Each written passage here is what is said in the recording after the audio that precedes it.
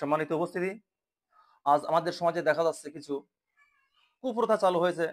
সেটা হলো যে কোন মানুষ মারা গেলে 3 দিনের মাথায় 3 দিনের দিন যে সমস্ত লোকগুলি তাকে কবরস্থ করেছেন, তাকে গোসল দিয়েছেন, তার আনুষঙ্গিক কাজ করেছেন, ওই লোকজনদেরকে আমরা দাওয়াত দিয়ে কি করি, খাওয়ার ব্যবস্থা করি।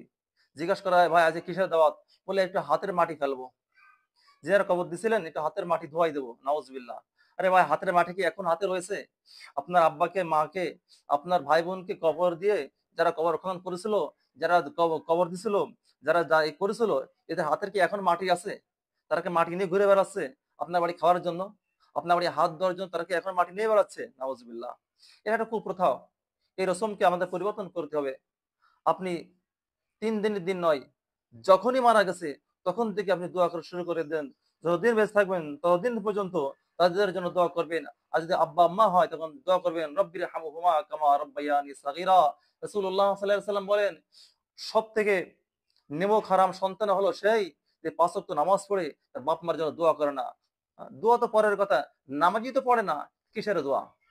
যাই হোক, যেটা বলছিলাম যে 3 দিনের মাথায় যে সমস্ত লোকরা কবর দিয়েছেন, কবরস্থ করেছেন, কবর খনন করেছেন, গোসল দিয়েছেন, তাদেরকে দাওয়াত দিয়ে এনে তাদের হাতের মাটি ধোয়াই দিয়ে নাম নিয়ে যেটা অনুষ্ঠান আপনারা করেন বা করা হয়, এটা জান তাকিদা।